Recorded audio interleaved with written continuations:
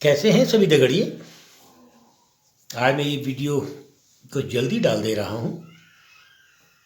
किसान आंदोलन का वीडियो कल रात डाला था। अधिक लाइक मुझे नहीं मिलते।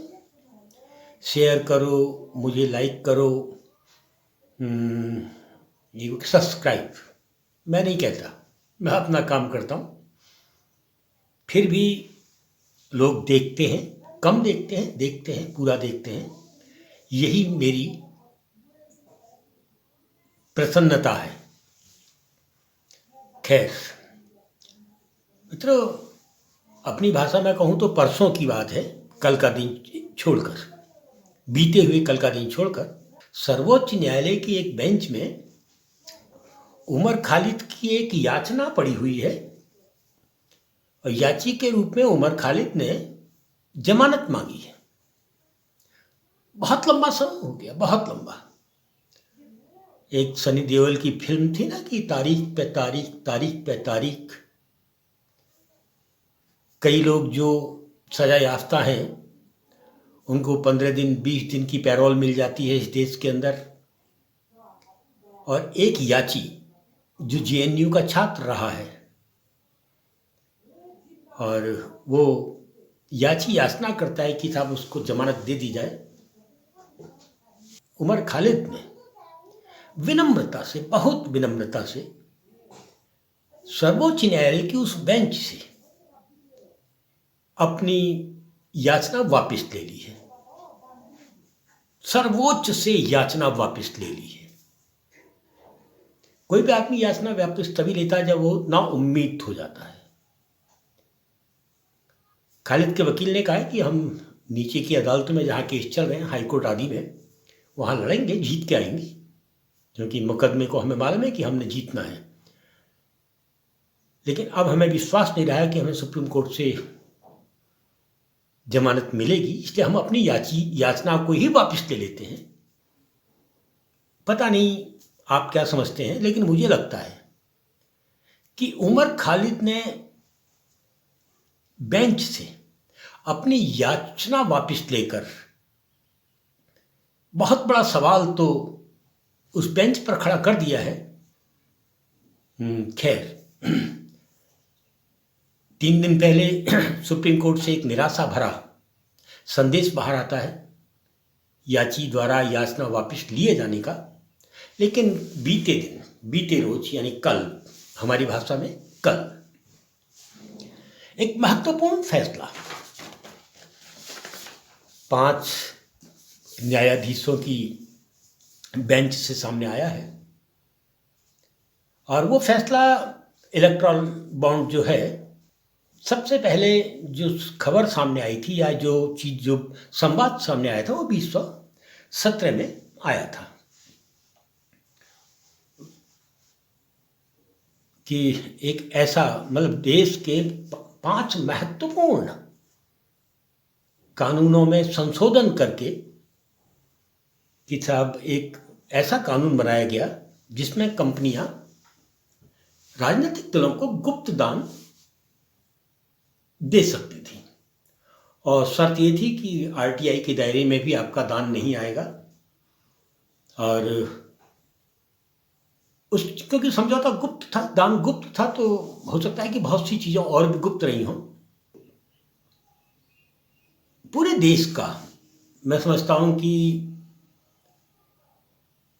भारतीय जनता पार्टी और जो उनका गठबंधन है उसको छोड़कर जो शेष भारत बसता है, भारतीय जनता पार्टी में भी मैं वोटर नहीं कह रहा हूं, जो उनके वोटर हैं, मतदाता हैं, उनका जिक्र नहीं कर रहा हूं। मैं सिर्फ उन लोगों का जिक्र कर रहा हूं यहाँ जो पदों में हैं या 1-2 रुपल्ली के सदस्य से लेकर प्रधानमंत्री तक के पद पर हैं, मैं उनकी बात कर रहा हूं।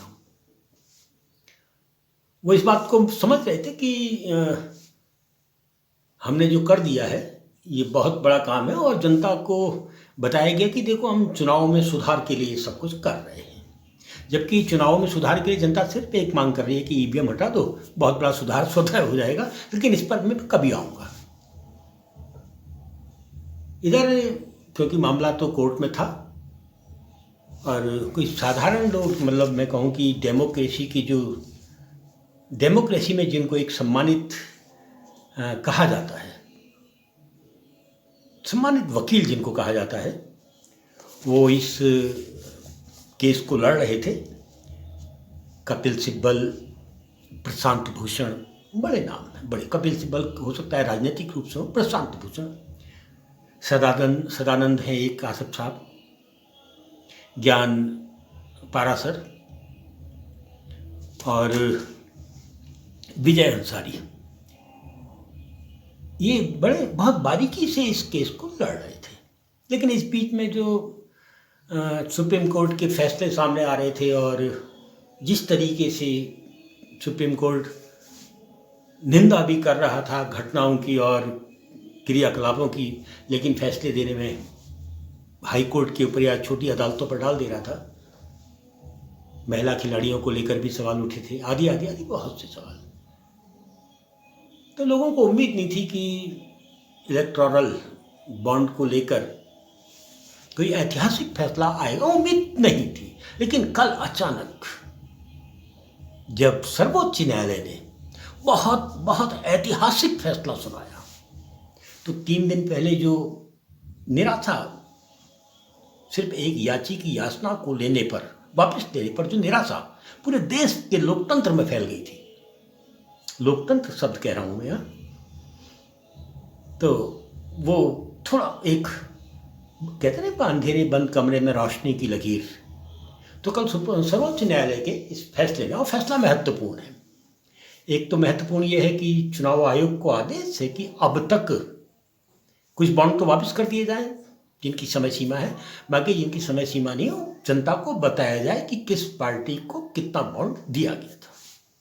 और जिस दिन ये स्पष्ट हो जाएगा कि किस पार्टी को किस कंपनी ने कितना रुपया गुप्त दान, जिसका आरटीआई से भी आपको जानकारी नहीं मिल सकती है, दिया गया है, तो फिर बहुत से रास्ते अपने आप खुल जाएंगे। उस कंपनी की स्थिति क्या है, कागजी कंपनी है, सदाबहार कंपनी है, सदाबहार कंपनी है तो उसकी मार्केट में उसकी स्थिति क्या है, उसके माल की स्थिति, अब बहुत बहुत सी चीज़ें एक एक कर परतों के रूप में, जैसे प्याज की परत होती है ना, उघड़ती रहेगी, बहुत कुछ उघड़ने का रास्ता सर्वोच्च न्यायालय ने खोल दिया है।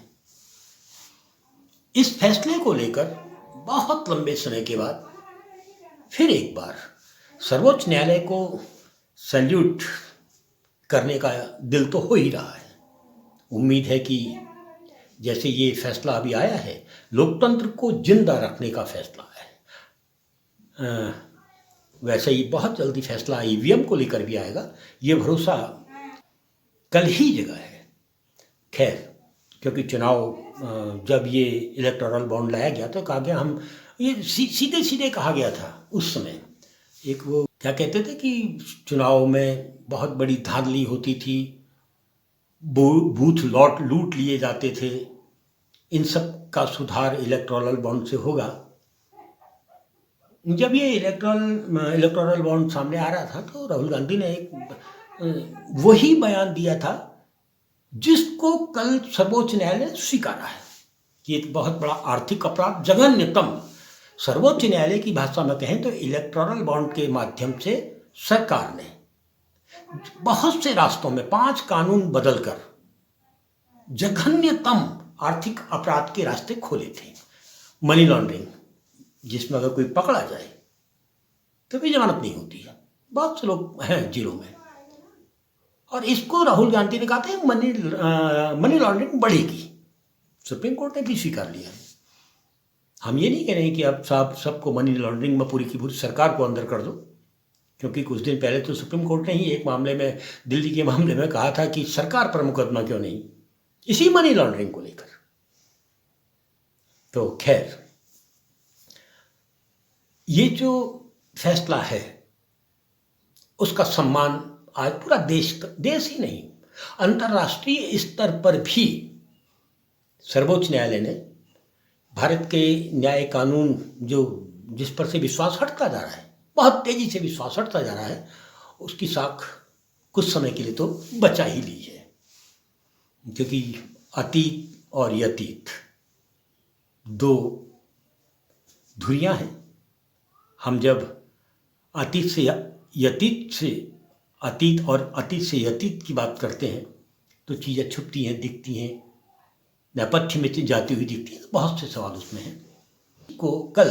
कल से आज तक बहुत से बयान सामने आए हैं और इसको स्कैम कहा गया, स्कैम स्वीकार लिया गया। अगर सर्वोच्च न्यायालय के फैसले को हम बारीकी से पढ़ते हैं तो निश्चित रूप से सर्वोच्च न्यायालय ने भी इलेक्टोरल बॉन्ड को एक बहुत बड़ा स्कैम स्वीकारा है, क्योंकि जो मुकदमा था वो तो स्कैम के रूप में था। तो अब देखना ये है कि अभी तक भारतीय जनता पार्टी की ओर से जो भारतीय जनता पार्टी की ओर से रविशंकर जी की ओर से जो बयान आया है वो यह है कि अभी हमने मुकदमा पढ़ा नहीं है, अभी हमने फैसला पढ़ा नहीं है, लेकिन वो फिर भी अपनी बात को, पुराने बयान को जिंदा रखते हैं कि चुनाव सुधार के लिए हमने ये सब किया था। एक तो ये, कल से एक नई चीज और देखने में आ रही है। पंजाब के रहने वाले बड़े नेता का नाम, स्वर्गीय वित्त मंत्री भारत सरकार, उनका नाम दोबारा से सामने आने लगा है कि भाई किसी बड़े को बचाना है तो छोटे को तो फंसाना ही होगा। अब छोटा कोई ऐसा मिल जाए जो वर्तमान में है ही नहीं तो सोने में सुहागा हो गया।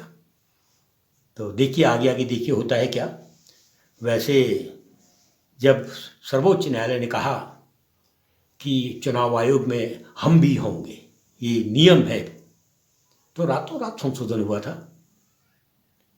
मोदी जी हैं, इनकी सरकार है, हो सकता है कि आज रात को कह दें कि साहब सत्र बुलाइए और हमें संशोधन करना है, क्योंकि संविधान कानून में संशोधन तो करते आए हैं। इलेक्टोरल बॉन्ड में भी संशोधन कर सकते हैं, इनके पास अधिकार है, बहुमत है, मत है। लेकिन चलते चलते सर्वोच्च न्यायालय ने ऐसी स्थिति जब उसके साथ तेजी से गिर रही थी, सिर्फ अपनी साख नहीं बचाई है, अपनी साख के साथ साथ लोकतंत्र की उम्मीदों को भी बचाया है। फिर मिलता हूं तगड़ी।